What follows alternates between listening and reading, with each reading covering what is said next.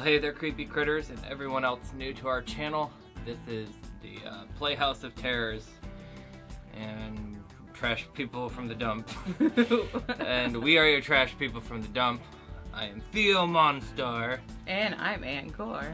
And what is this? Yeah, I guess What are we doing should today? take over. What are we doing? Today we are going to talk about some.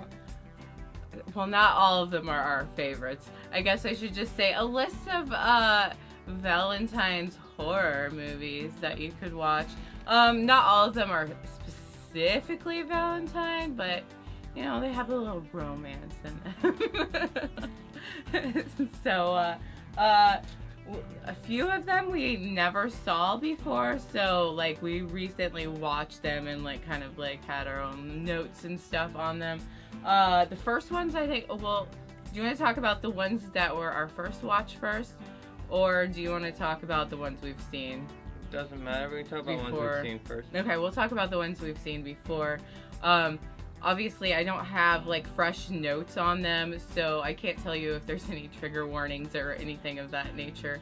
But I mean, you know, watch them at your own risk. Mm-hmm. A lot of these have been several years since we've seen them. Some of them we've seen more recently and more than once, but some of them we've only seen like once, and it was years ago. So. The first one is Jennifer's Body, which I should see if I can find my notes on that. Or, well, actually, we'll probably do a full video on Jennifer's Body someday, I think. Because, yeah, we did that whole Movie Madness University with them. Speaking of Movie Madness, the reason we got to see one of the movies we'll talk about today is because of Movie Madness, because it is literally nowhere to be found. You can't even like find like a crappy like illegal version of it anywhere. So thank you, Movie Madness, and I'm so happy we live somewhere that there is still a movie rental place. Yeah, for sure. It's like, I think it's definitely the only one in Portland. I think it's the only one in Oregon, and possibly one of the very few left in the whole United States as far as movie rental places Especially go. places where you can still rent VHS tapes. Yes, they have VHS, they have DVD, they have Blu-ray. You can even rent a VHS player if you don't have a VHS player and you want to go old school. So I highly recommend Movie Madness if you live in the Portland, Oregon area. Yep. It's amazing. And even if you're not going to rent from them, they're doing opening. They're okay. Because you can do a contactless free pickup as well for your movies. You just have to search their movies on their website. It's pretty easy.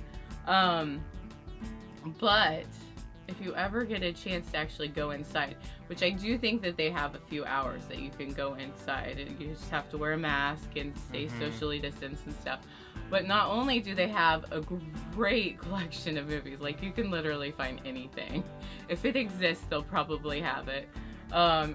But they have the best movie props, like real movie props all throughout. So it's really cool. Yeah, so not only is it a rental place, it's also a museum. Yeah. So it's really cool to check out. Can't recommend that enough. That was one of our first places we went when we moved here. It's really fun.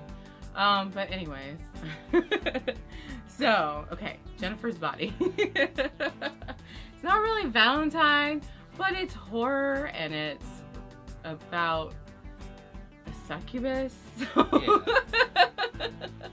I thought it was appropriate for this list. No, Jennifer's Body is a good movie.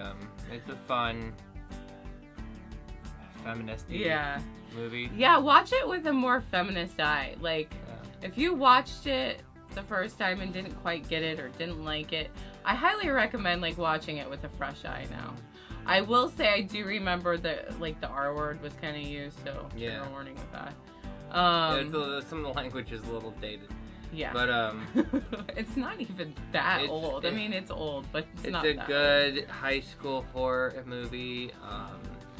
All about like the female high school experience and how those social structures work, and And relationships, even with good friends, like how that toxic weird. they can be too. Yeah. Yeah. It's a really fun movie. I really like Jennifer's Body. Yeah, I think it got a lot of undue hate at the time. Yeah, well, but movies do.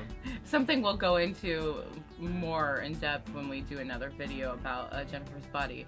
But like the marketing was weird, yeah. Not appropriate for it, and I kind of understand why they did it, but I think it also ruined the movie as well, unfortunately. As far as reviewers, like, right? yeah. Let's see here. Well, My Bloody Valentine, both the original and remake are great in my opinion. Yeah, the remake was one of the first modern 3D horror films we had seen. Actually, it the was first the modern very 3D first film at all we had seen. Yeah, like with the real 3D or whatever they called it at the time. It was the start of the 3D craze in movie theaters, and they had some of their special effects were really cheesy, actually fun. but great. Yeah. Like movies that really utilize the 3D in a fun way. Like otherwise, it's not worth it because a lot of times it gives you a headache. I feel like after a while, after that movie, I think for the most part, especially, yeah, it's just like they didn't ever utilize it in a fun way. I think the movie Avatar did a really good job utilizing 3D. It was more in depth though. It was like looking down a hallway instead of stuff coming at you, but that was still really well done. 3D, and then most 3D movies they just slapped it on to. I feel like the Saw one was probably kind of okay. Yeah, it's been a long enough time since I don't know. Yeah, 3D. I know. I feel like they did fun things with the 3D, but I can't remember. Coraline was a fun movie to see in 3D. Coraline was great in 3D. But it's just a gorgeous movie. It's just fine without it. Yeah. So and without the headache, because it gives me a headache after a while. I feel like 3D will be out the window now that virtual reality is a thing. Because like virtual reality horror movies would be really cool. Oh yeah, that would be so fun. But My Bloody Valentine, if you haven't seen either one of them, check them out. They're both awesome movies, and they both have their own kind of unique spin on each other. The sequel kind of plays off the first one a little bit, or the remake kind of plays off the first one a little bit. But they're both really fun. They both have different endings. So don't expect the exact same movie. Yep. They're both really good. There's some horror movies that I think have really good remakes. The Fly, obviously. Yeah. Have we seen the original? Have you? I think so, yeah. I haven't. And then, of course, The Town That Dreaded Sundown has really good versions of both movies because the original one's completely different than the sequel or the remake. Yeah. So some don't do bad on remakes. I mean, some are real bad. Some are better than others. Probably most are real bad, but some of them are pretty good. My Bloody Valentine, both those movies are excellent. Check them out. Also, we'll have the link below for my recent My Bloody Valentine horror movie Cocktails with Aunt Gore, which has a vegan option and also a mocktail option. Yep. So if you're not drinking, you can still have fun with your drink. And even though I'm probably a little bit prejudiced, I guess, is that the right word? Because I'm married to you. Oh, yes.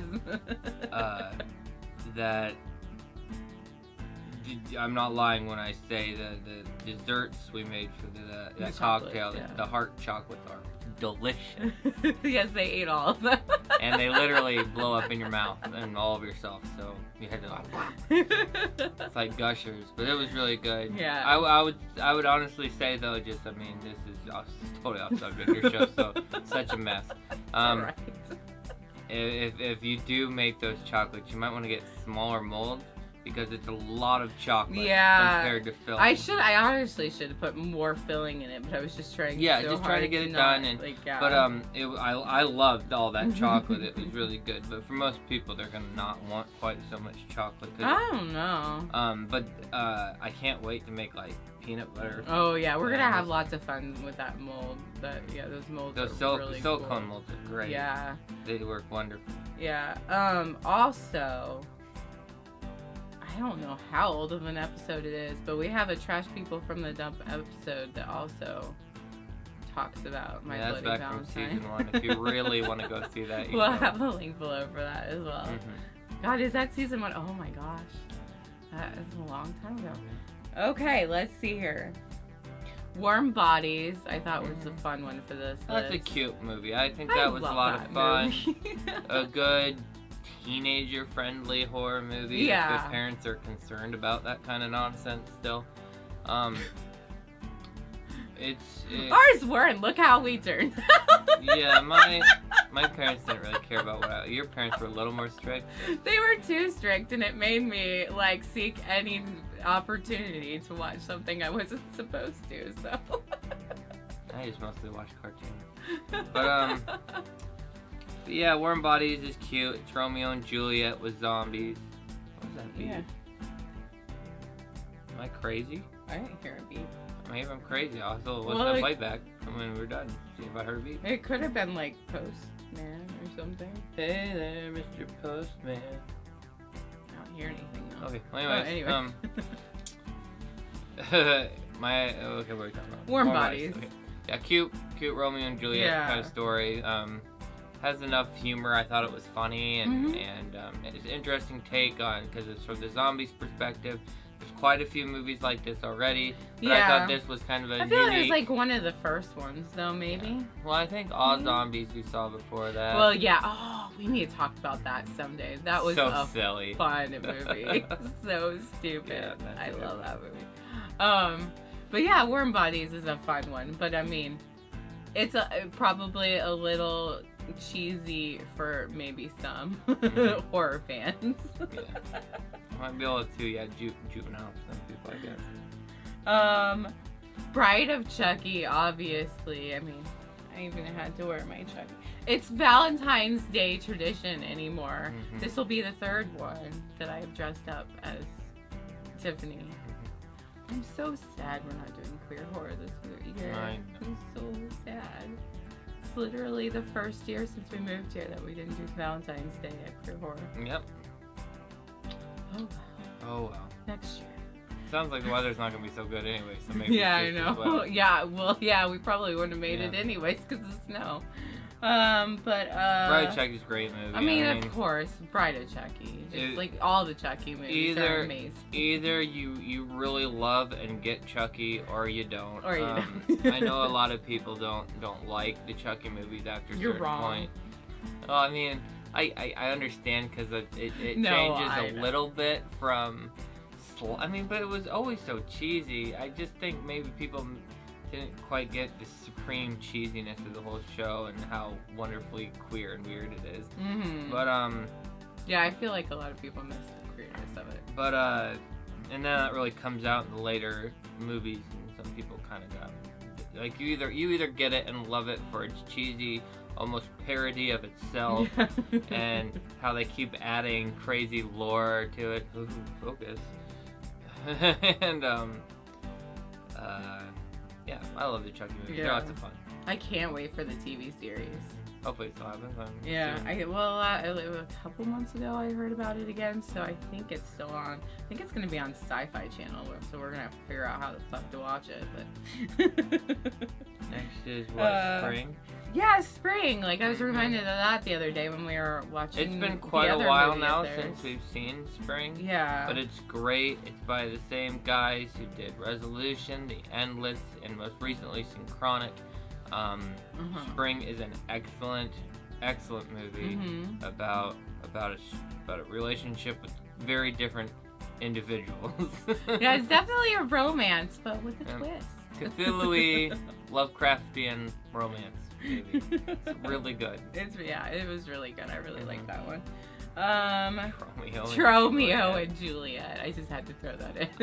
That's like, I don't have my phone with me, but I know it was some director's like early movie. Oh. I want to say it was the.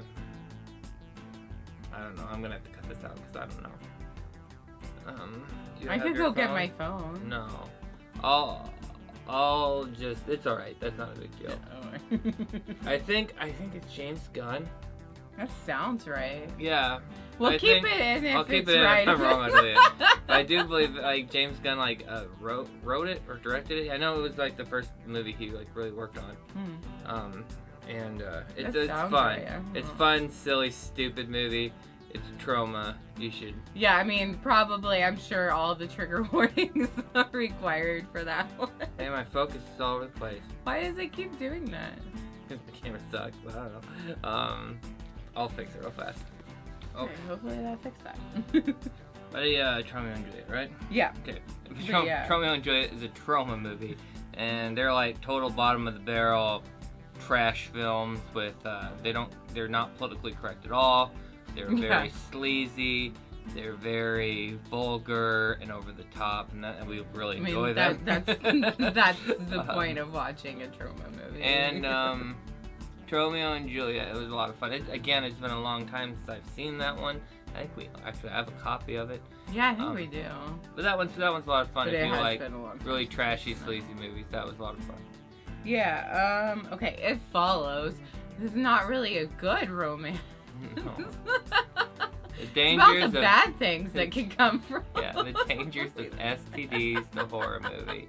No, It Follows is good. If you haven't seen that, check it out. It's a little bit more of a slower kind of.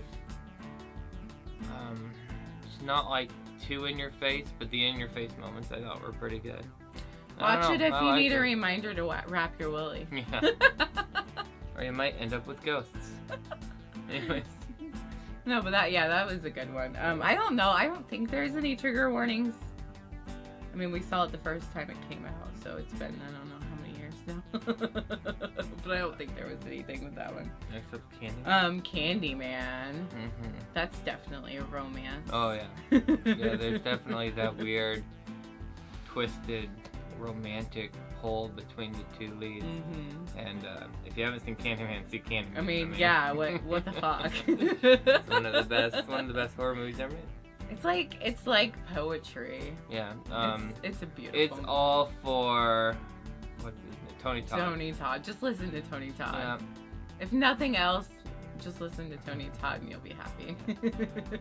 What's next? Oh, and also I can't wait for the remake to come out. I think it's now been pushed to October, I think, if I'm Yeah, we'll see. right. Hopefully we have a vaccine in everybody's arms by then. Yeah, we actually go back and and we can go to the theater. Okay, Let the Right One In. Both the remake and the original would be. It's been long enough that I've seen movie these. for I don't this. remember them super well. Yeah, it has been quite a while. But they're cute, you know. Mm-hmm. I know one's. I think the original is more below regarded than the other one. Mm-hmm. I think the remake is Chloe Grace Moretz debut, if I'm not mistaken, Really? or one of the very earliest. Yeah, she's really young in that. Like I said, it's been a long time. I don't. Because I think it's like they're like well. 12 or 13. Like they're not very old. It's a young romance. But that one's really good. Cute. You know. Vampire. Check that out if you like that kind of thing. Mm-hmm. Yeah. Okay, so now we're on to the ones that we hadn't seen yet. Okay. Valentine of 2001 was a lot better than we had expected. Yeah. We hadn't seen it yet, and why hadn't we seen that yet? I guess we just avoided it because we heard it was bad, and it was actually I don't even remember. not that bad. I don't even remember anything about it. Well, I mean, maybe it just just missed us. Yeah, I think it just slipped under our radar. We were still in high school, so. Yeah. So ancient history at this point.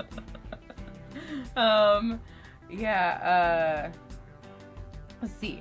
Katherine Heigl, Denise Richards, David Boreanaz. From Angel. Angel. Yeah. He's been in a lot more than that. Yeah, since, but he'll always be Angel even on to us. Isn't he on some cop show now? I don't know. Well, he was on Bones. Yeah, that's right. He was on Bones. So, I mean, he's also from that for me, because I watched that whole series. Mm-hmm. But, yeah. Yeah, a lot of people. And then this is also the film debut of Anna Faris. No. That's the other one. That's the other one. Another one we're talking about soon. I just cut that. I said totally oozes Y2K energy. Yeah, this is a 2001 very movie, so it's very has a very late 90s, early 2000s feel. You can tell when this was made. Trigger warning, creepy men, but I mean, I guess that's just every day in every movie, so. It had a twist I didn't quite see coming, so that was kind of fun. I don't know why I didn't see that coming. I guess it's, well, I know why I didn't see it coming because I misunderstood something at the beginning. This movie is kind of convoluted. Yeah. So, like, you gotta pay attention at certain points to be able to understand what's exactly going on in this film. And even then, it's pretty wacky. Are you sure you're not talking about the other one with Anna Faris? No, didn't this one turn out that he was the bad guy? Yeah, so it was still pretty convoluted. In the end, yeah, I won't spoil it, but yeah. Yeah, I mean, it wasn't too convoluted. Yeah, Lover's Lane was even more so. But, it wasn't too bad. It was just kind of silly. Yeah. Like, it felt like an 80s kind of slasher done in the 90s. Yeah. That's what it felt like, and for that, it did a really good job. It was very fun. I'd recommend it. Yeah, Valentine was fine. Yeah, it's a fun Valentine's Day movie to watch if you want horror. Also, I put down Happy Death Day. I totally took a little inspiration from them because like their mask is very similar. Oh yeah, they have like it's a Cupid mask instead of a baby mask, but still. I mean, yeah, and the whole so you have like. The killer uses they like at the dance like they all have a Cupid mask, and of course the killer uses that mask, so it's kind of like same mask idea from the other one. Yeah, it's easy to hide.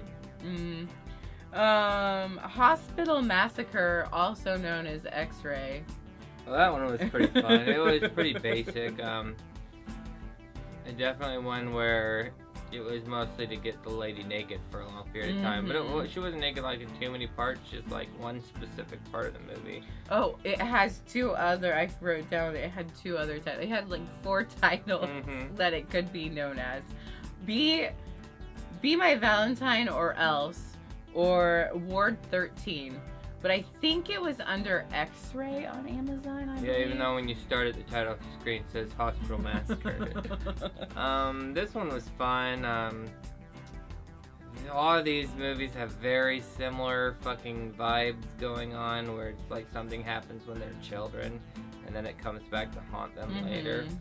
And this is like, some creepy boy from the main lady's childhood comes back to haunt her later.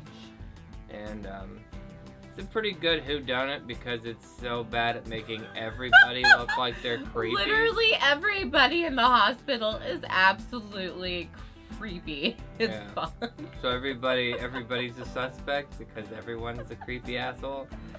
So I wrote down at one point, we're like, is this Garth Marenghi's place? Yeah, it was really silly. Dark Place, sorry. It was so cheesy and silly. I don't know if this is something I would watch again. But no, not necessarily. If you really want something to watch and you're a big fan of like slasher, romantic Valentine's slasher movies, check it out. The heavy breathing perspective of the killer. Like, Yeah, I feel like there's a lot of movies like that in that time period. My favorite. We haven't done that for a while. My favorite is in Saturday the 14th.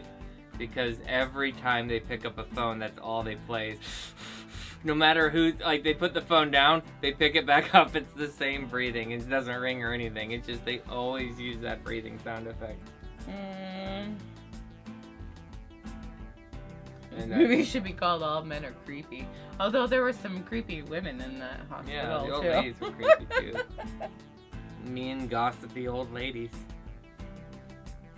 Oh, the creepy drunk looked like he looked like a combo of Neil Patrick Harris playing Quentin Tarantino. Yeah, that's totally who the drunk act. I don't know what the actor's name was. I don't know what his name was, but he looked exactly like that. Yeah, it was like as if Neil Patrick Harris was playing Quentin Tarantino, and that's what he looked like. And his character trait was drunk. And the killer had COVID safety before it was cool. Yep. Wore his mask the whole movie. Okay, let's see here. My Boyfriend's Back, which is listed as a horror comedy. But besides the fact that, well, I mean, there's a little gore and stuff in it, but it's really just a comedy. And this is a screwball, super dry, dumb humor kind of movie. Like, it's so dry. Like, I think you would miss a lot of the jokes if you didn't pay really close attention. And there are some really good jokes. Parts of this movie are really, really funny. But it's a little all over the place tonally. All over. Unfortunately, because it could have been really, really fantastic. It either needed to be more of a screwball comedy, or it needed to be more of a gross out comedy, or it needed to be more of a horror movie. But it didn't really do any of those very well. Yeah. It's fun. It's kind of this weird relic from the 90s, and it's really silly. It's like cartoonishly silly, and like everything that happens in it is really silly. Because I mean, the whole plot is that it's kind of gross and misogynistic too. Yeah. The main character basically lusts over this girl in school all his life. Finally, never did anything about plans this big fake robbery attempt to impress this girl. And instead, he actually thwarts a real robbery attempt and gets shot and killed, and comes back from the grave as a zombie. And but nobody freaks out about it. They all think it's like just like whatever. They're it's just another like whatever. day. Just because you're dead doesn't mean you can miss school. You know, like that's the kind of humor that's like it's really silly. Like he comes back to goes to the parents, and is like, you know, I'm back and. They're like, I think we need to call the doctor. They call the doctor, and they're like, yeah, we've got a problem. Our son is dead, and he's here. Yeah. Yeah. No, Can you come check him out? It's like that. It's super dry. It's really silly like that, which is fine. But like, they didn't really utilize the dark subject matter that well. No. My favorite parts were the mom. The mom kicked ass. She needed to be in it way more. All of her lines were just hysterical. The best. Like, just pulls a shotgun out of nowhere to chase off the people trying to kill her kid. It's great. It's wild. It's weird. Philip Seymour Hoffman is in this movie. Yeah, Philip Seymour Hoffman and Matthew McConaughey. Apparently, this came out like 1 month before his real big breakout. Yeah, role. which was Fast Times. Yeah. Yeah. Right? Yeah, I think. Yeah, Fast Time at Richmond. Yeah. Hi. Yeah. Yeah. So he's all right. Yeah. That. And then he kept doing that for the rest of his life. But yeah, he has a very small role in this. He's like hardly. Yeah, he's barely. Philip Seymour Hoffman's in a little bit more. He's yeah. the bully character. You already talked about how misogynistic it was. Yeah, I mean, that's right. Cloris Leachman's in this as well. Oh she yeah. passed away recently, so rest in peace. She's really good awesome. in this too. She's one of the highlights of the film for sure. And the doctor, her and the weirdo doctor that he had, were really fantastic. He went to the doctor at night, and that was like just normal too. Yeah. There was so many really weird. Like they just didn't amp it up quite enough, and I'm wondering if maybe part of that was because it's technically a Disney movie. Yeah. So I just wonder if maybe that had something to do with the tone of the movie. Yeah, I'd like to know more about the background of the production of this movie, because it was fun to watch. It just it's not fun enough that it's something I'm go out of my way to see again. Oh, it was also technically supposed to be Renee Zellweger's first appearance in the movie, but her scenes were cut. That's probably just as well. I don't know if you'd want to be associated with the movie. Yeah. Didn't you say like both the main actors quit after that? Didn't really go on to do much after this. Yeah, I already talked about the mom being awesome. Yeah, I mean it's worth one watch if you haven't seen any like weird, quirky comedies that are horror related. That's not a romance movie. No, it's not. This isn't either, but we're gonna talk about it.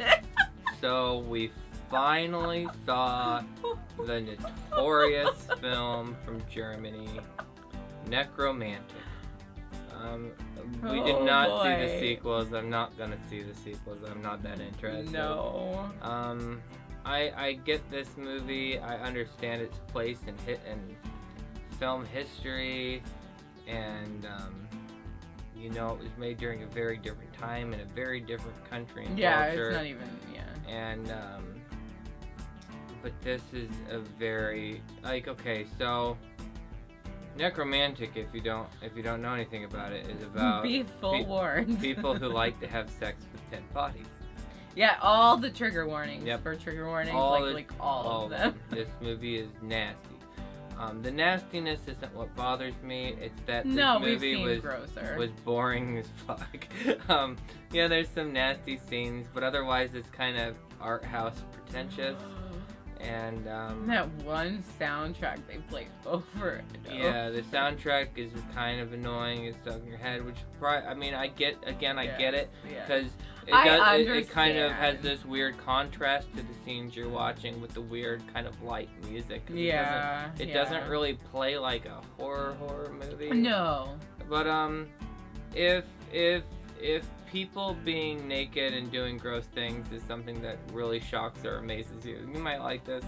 So there's some of the special effects were gross and fun, and you get to see lots of nasty. And if that's something you're interested in seeing, then check it out. You know, it's pretty depraved.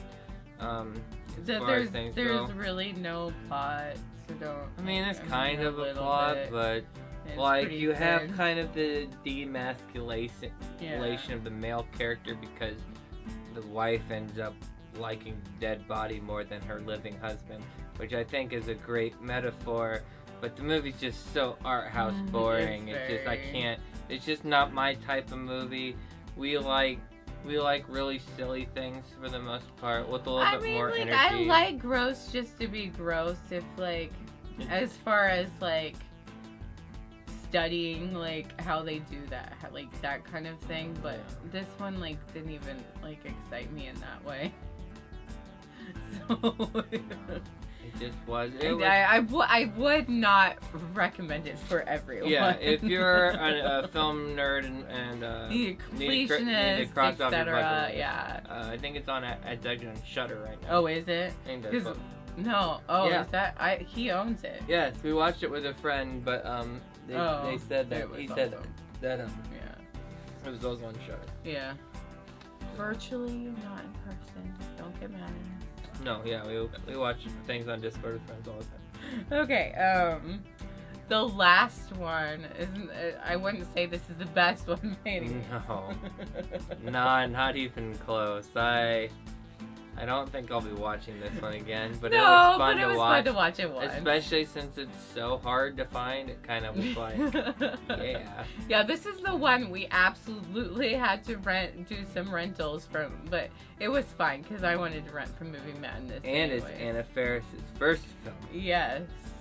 And it so seems like her audition for Scary Movie. It was I think just 1 year before Scary Movie. It was really strange to see her play this serious Scary Movie character. I know, it was so weird. I just kept still laughing every time I saw it. Anyways, the movie we're talking about is Lover's Lane. Lover's Lane, yes. Said that yet. This was really silly. This one is also this is so convoluted and silly, and it's something. Yeah. It is something. It's pretty much your typical slasher trying to figure out who the killer is. Yeah. It's not super original. It's really convoluted. This one was really convoluted. You even read the plot and we're like, what? Okay, so okay. There's a lot going on in this movie. It certainly is. And then you get to the end and you're still not sure about certain things. It's like, okay, so did they not? Okay. We'll maybe talk a little spoilers about that here in just a Yeah, second. yeah, because I do want to talk about like That kind of a ending. first, possibly, or like at least in the '90s, not something I saw very often. But I don't think that was the first, but it's a rare No, thing. It's but a rare it's thing, rare. especially in these kinds of Mhm. movies specifically. It's Oh. technically the first Friday the 13th. Oh well, that's true.